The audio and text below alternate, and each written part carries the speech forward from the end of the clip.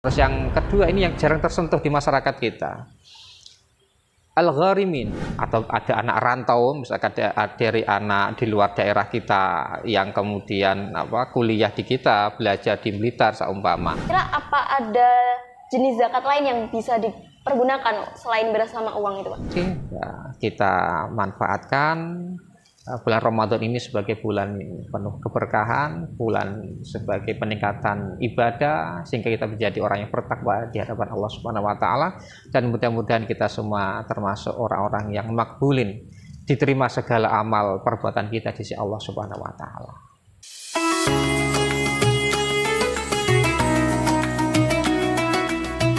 Assalamualaikum warahmatullahi wabarakatuh. Assalamualaikum warahmatullahi wabarakatuh. Halo Cahunu, bertemu lagi dengan saya Farah Nabila yang akan menemani kalian di segmen podcast spesial bulan Ramadan kali ini, yaitu podcast pesantren, pesan edukasi santri ngetren segmen ketiga. Nah, di episode kali ini kita bakal ngebahas terkait zakat. Nah, teman-teman semua tahu nggak sih kalau zakat itu sebuah kewajiban bagi kita umat muslim yang harus ditunaikan, dan juga zakat sendiri itu banyak sekali manfaatnya. Dan tak lupa kita menghadirkan narasumber yang luar biasa, ada dari dosen ilmu Al-Quran dan Tafsir, Bapak Rauf. Halo Bapak, gimana kabarnya hari ini? Alhamdulillah, sehat walafiat Mbak Farah. Alhamdulillah, puasanya gimana nih Pak? Alhamdulillah, los. Alhamdulillah lancar ya Pak? Lancar insya Allah. Nah, ini tadi kan kita sudah memasuki bulan suci Ramadan dan sebentar lagi juga masuki Hari Raya Idul Fitri. Nah, kira-kira ada kewajiban yang harus ditunaikan bagi seluruh umat muslim di dunia ini, yaitu zakat. Kalau zakat sendiri itu orang yang wajib menunaikan zakat dan juga yang berhak menerimanya itu kira-kira siapa saja nih Pak? Ya, bismillahirrahmanirrahim. Assalamualaikum warahmatullahi wabarakatuh. Waalaikumsalam warahmatullahi wabarakatuh. Alhamdulillah, hari ini kita bisa berjumpa kembali untuk kesekian kalinya dengan Mbak Farah, dan juga tema-tema aktual. Khusus pada Ramadan ini adalah sahabat teman-teman semua ya. Ada di dalam Islam itu zakat merupakan kewajiban yang dilakukan oleh seorang muslim.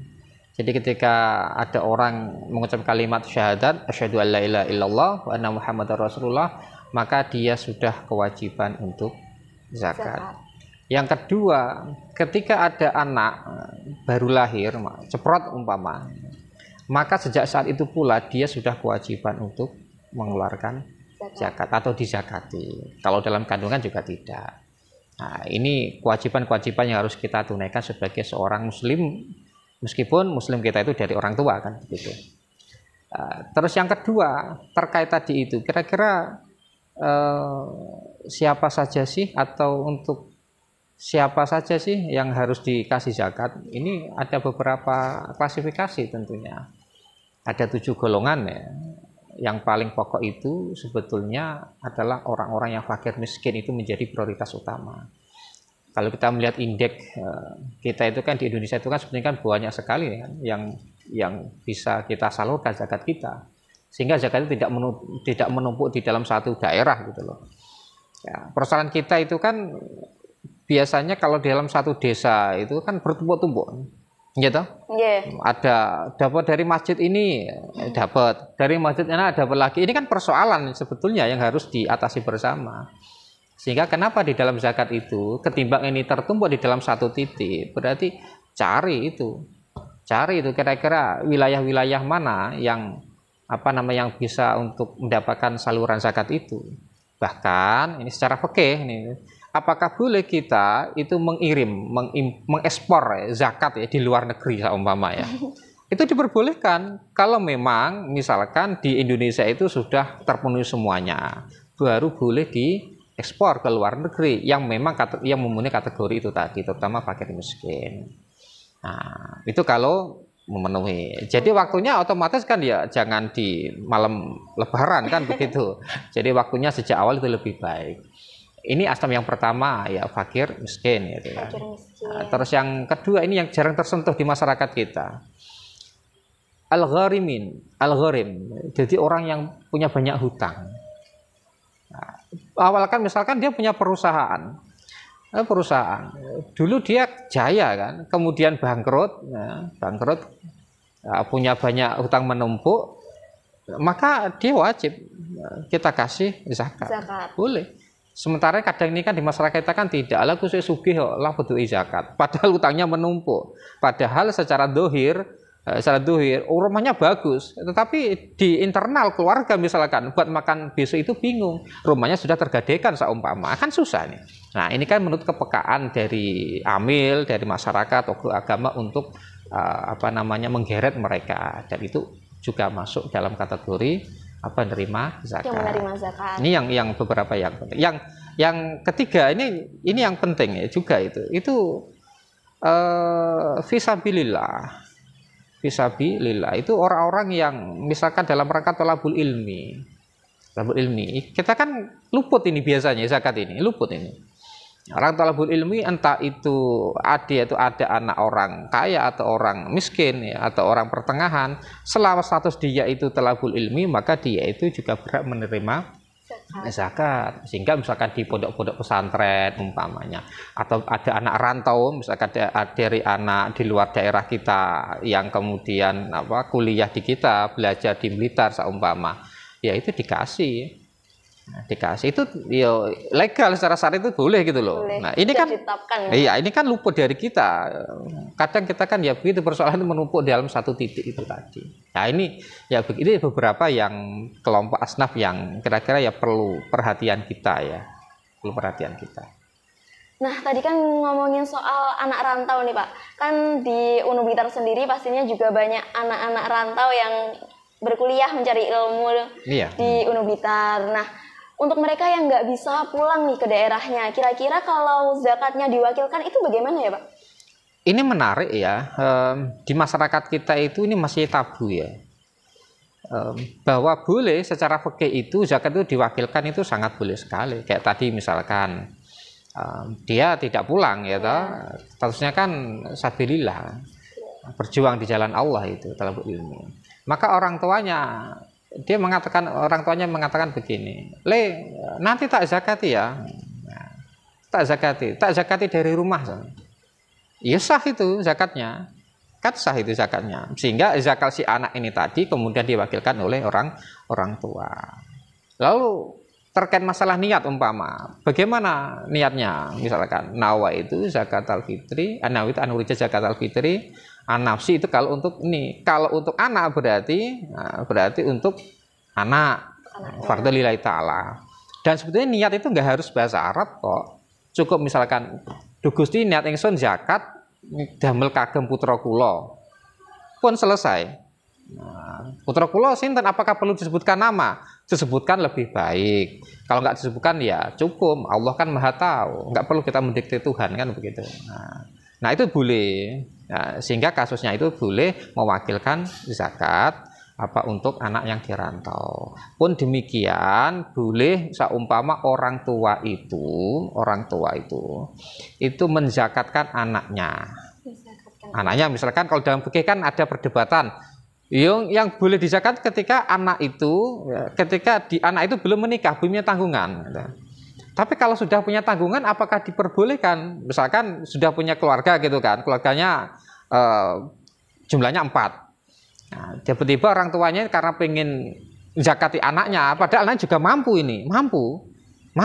zakat sendiri juga mampu.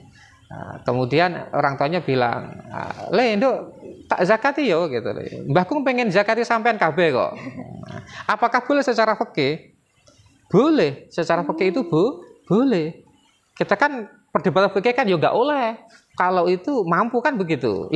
Mustati itu nggak boleh. Nah, secara fikih padahal itu diperbolehkan. Karena kenapa kita melarang orang tua berbuat baik? Secara fikih memang begitu.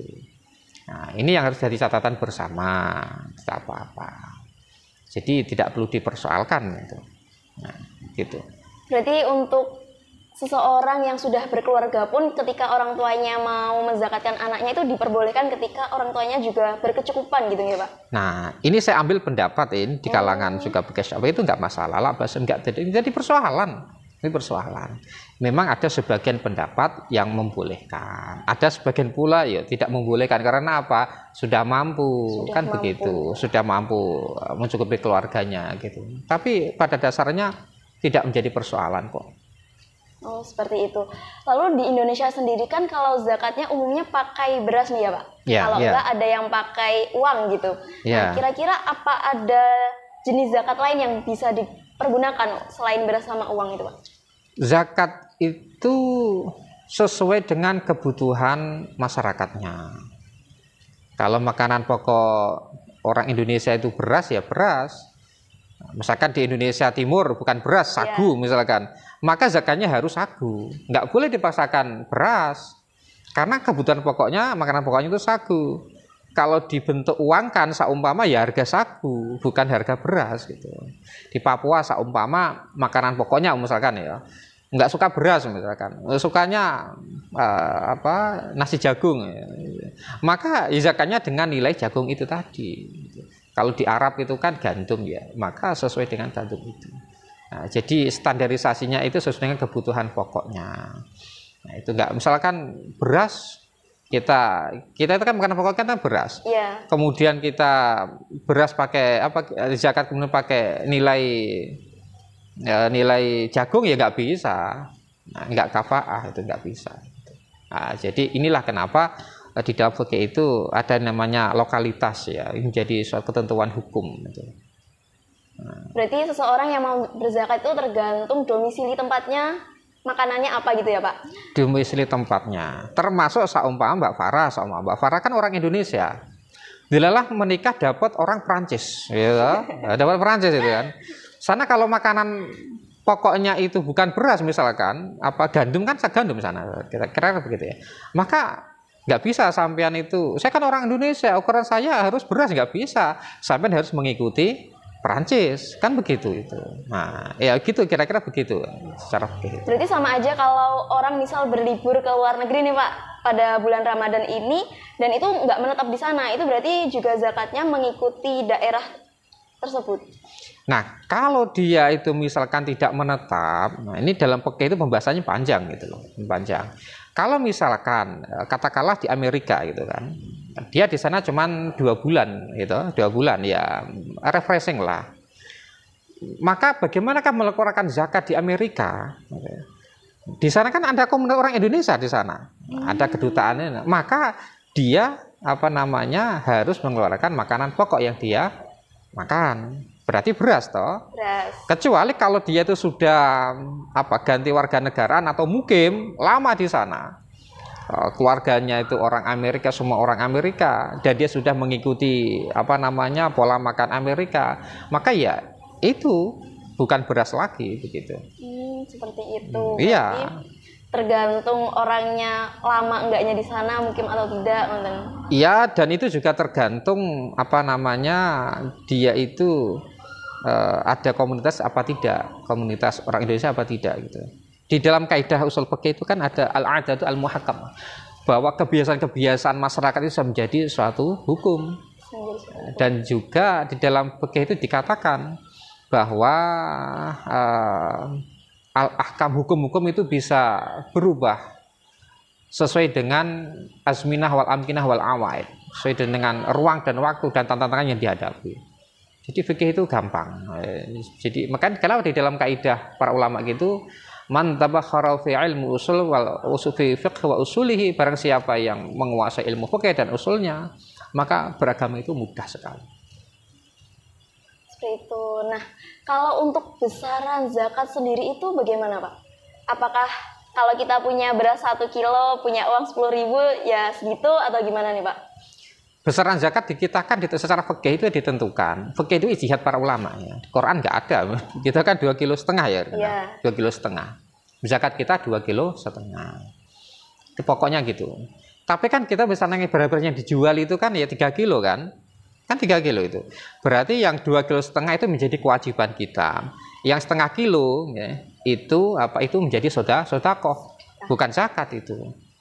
Tapi kalau ada orang nggak mau, saya cuma 2,5 kilo, mau wedit berarti orang itu kan, wedit sekali itu, cetil itu. Nah berarti diinginkan 3 kilo. Kalau 3 kilo sekarang beras kan macam-macam tuh jumlahnya. Coraknya kan macam-macam tuh jenisnya itu. Entah itu nanti milih beras yang bagaimana, tapi yang secara fikih sebaiknya itu yang zakat itu beras terbaik versi dia. Versi dia loh ya. Kalau dia misalkan keseharian makannya ikan merek koi ya upayakan minimal merek koi. Sama. Kalau memang standar baik dia itu setiap hari dia itu makannya beras yang yang di bawah standar itu, maka itu tidak menjadi persoalan. Jangan sampai misalkan standarnya ini makannya biasa, jenis berasnya biasa, kemudian dipaksa untuk pokoknya beras yang paling bagus. Nggak boleh. Karena apa? Ini memberatkan. Fikih itu tidak boleh memberatkan orang, itu tidak boleh. Nah, makanya kan itu tadi. Jadi kalau minimal itu ya apa yang dia makan, yang itu yang dikeluarkan. Berarti zakatnya itu yang pertama harus sesuai kemampuannya. Biqadri istita'ah, sesuai dengan kemampuan. Dan juga kalau diusahakan memberikan Pak, zakatnya yang terbaik, berasnya yang terbaik gitu ya Pak. Iya, usahakan kalau mampunya begitu ya. Tapi jangan sampai dipaksakan. Misalkan, masih fulan misalkan dia makannya beras yang biasa yang seharga 10.000, sing sangat biasa gitu ya. Sangat buluk seumpama, tapi bisa dimakan. Terus kemudian apakah boleh dia itu menghadirkan ingin zakat fitrah dengan harga beras yang 20.000? Boleh selama dia mampu. Tapi jangan sampai dipaksakan, jangan sampai dia itu beli beras harga 20.000 dengan ngutang-ngutang. Enggak boleh. Kemudian dia gali lubang tutup lubang untuk zakat, enggak boleh. Makanya kenapa di dalam fikih itu misalkan ada orang fakir. Dia bingung mau makan apa. Bingung mau makan apa, mau zakat juga bingung seumpama. Lalu tugas siapa biar bisa zakat? Karena zakat itu wajib. Selama orang itu masih bernyawa, gitu. Ketika nyawa itu masih bahkan sampai perut ya, belum sampai kerongkongan, maka dia wajib mengeluarkan zakat atau wajib dizakati. Ya, kalau ada kasus tadi misalkan ada orang fakir, dia bingung. Lah buat makan aja bingung gitu. Mau pakai apa, zakat pakai apa? Tetap wajib itu. Makanya disinilah kemudian tokoh agama, kemudian orang-orang yang mengerti tentang itu. Kalau semuanya nggak ada yang tahu, berarti kewajibannya ulil amri. Berarti apa? Pak RT atau Pak RW yang berkewajiban memberikan beras. Makanya kalau ada kasus seperti itu, berarti apa? Ya sudah dizakatkan, nggak usah dikumpulkan di masjid, ya toh. Kalau ada darurat itu. Dikasih ke orang fakir tadi itu diniati zakat, sehingga dari beras zakat itu tadi boleh dizakatkan kembali kepada orang lain. Jadi kalau darurat ya Pak. Ya memang begitu rumusnya. Kalau memang nggak punya ini loh ya. Jadi nanti status hukumnya itu beras zakat itu boleh digunakan untuk zakat lagi bagi orang fakir tadi itu. Bahkan seumpama ini kan di orang fakir ini kan ada dua, gitu, ada dua suami istri. Cuman berasnya itu misalkan cuman cukup untuk untuk salah satu tok, betul setengah misalkan. Ya, maka boleh ini tadi beras ini tadi dizakan kepada si C, ya toh? Si C juga bukan misalkan orang fakir, ya toh? Nah, si C nanti dikembalikan lagi dizakan kepada istrinya yang pertama tadi. Itu boleh muter itu. Nah, itu konsep zakat itu. Karena di dalamnya tidak memberatkan gitu. Karena sebenarnya diniati kan sudah selesai begitu. Meskipun dia tidak mendapatkan itu, beras itu, tapi kan sudah kewajibannya kan sudah tertunaikan. Nah, itu tidak dosa seperti itu. Seperti itu. Lalu kalau untuk misal nih Pak, kan tadi membahas terkait orang fakir nggak nggih.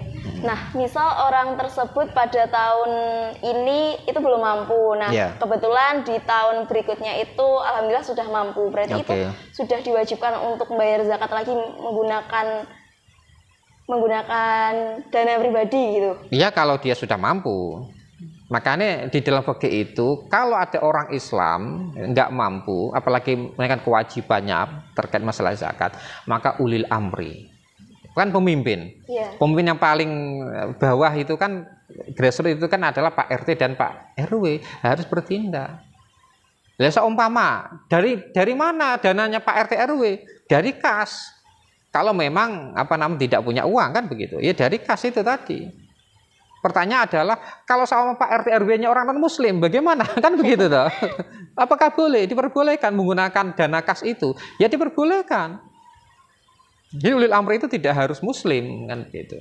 Dana kas itu kan ya kan banyak masyarakat muslim itu dana kas itu.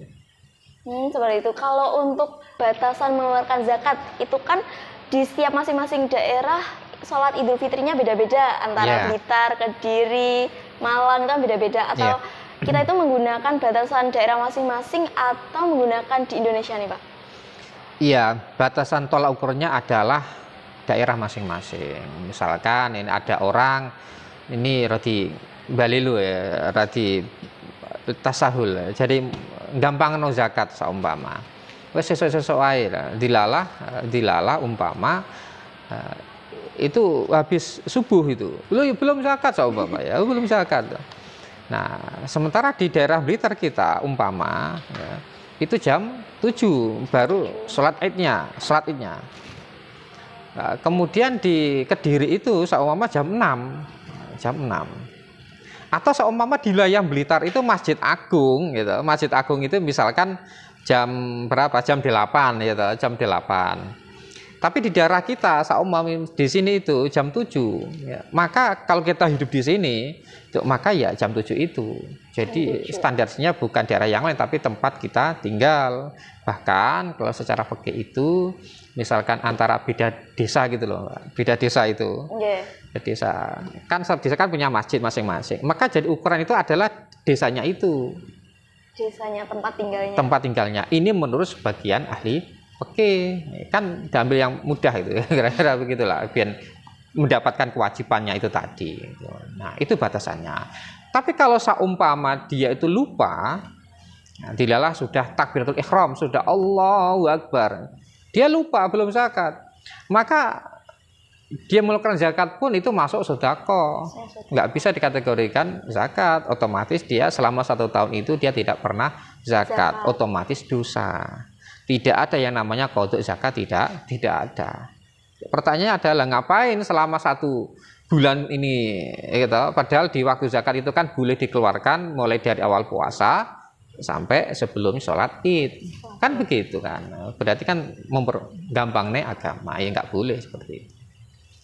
Nah, seperti itu teman-teman semua. Jadi teman-teman jangan sampai kelupaan buat zakat. Apalagi waktu zakat sendiri kan juga panjang mulai dari awal Ramadan juga sampai sholat id. Dan pastinya yang digarisbawahi itu tidak ada qadha zakat gitu. Tidak bisa digantikan. Jadi zakat hanya bisa dilakukan dalam Ramadan sekali gitu. 1 tahun sekali seperti itu. Nah, yang terakhir nih Pak, untuk kesimpulan materi kali ini. Yang pertama begini, zakat itu wajib bagi siapapun. Yang kedua, manfaat zakat itu kan banyak. Kenapa kok harus zakat itu? Itu perintah agama loh itu, rukun Islam itu. Yang namanya rukun Islam nggak perlu dirasionalisasikan kan. Nah, kalau kita manfaatnya jelas itu membantu orang-orang yang memang secara ekonomi perlu bantuan kan itu jelas sekali ada dimensi sosialnya di situ. Terus yang ketiga, ini sebetulnya di masyarakat itu ini kasus lagi ya. Apakah zakat itu perlu demok beras kan itu? Oh iya. Apakah perlu demok beras ketika niat itu? Ya tidak usah lah. Nggak perlu itu. Kalau kita kan ben mantep didemok ketika niat kan begitu toh. Ya monggo kalau itu memang mantep, tetapi secara fikih itu tidak ada. Ketika niat dipegang berasnya digenggam itu tidak ada. Bahkan untuk niat pun diperbolehkan niat dengan bahasa Jawa. Dan juga diperbolehkan niat tidak harus diucapkan secara lisan tapi di hatinya. Ya, karena niat itu adalah qasdu syai' muqtarin bil fi'li. Jadi nejo sesuatu diikuti dengan perbuatan tadi itu. Nah, sehingga mari ya, kita manfaatkan bulan Ramadan ini sebagai bulan penuh keberkahan, bulan sebagai peningkatan ibadah sehingga kita menjadi orang yang bertakwa di hadapan Allah Subhanahu wa taala dan mudah-mudahan kita semua termasuk orang-orang yang makbulin, diterima segala amal perbuatan kita di sisi Allah Subhanahu wa taala. Karena begitu Mbak Farah, mudah-mudahan bisa manfaat bagi kita semua. Amin. Wah, terima kasih ya Bapak atas waktu dan juga sharing ilmunya kali ini. Sama-sama. Dan teman-teman semua jangan lupa buat like, comment, share, and subscribe channel UNU Blitar dan juga media sosial Instagram unu_blitar dan juga unu_tv_blitar buat tahu informasi terupdate dari UNU Blitar. Dan saya Farah Nabila dan juga segenap kru UNU TV yang bertugas pamit undur diri. Wassalamualaikum warahmatullahi wabarakatuh. Waalaikumsalam warahmatullahi wabarakatuh.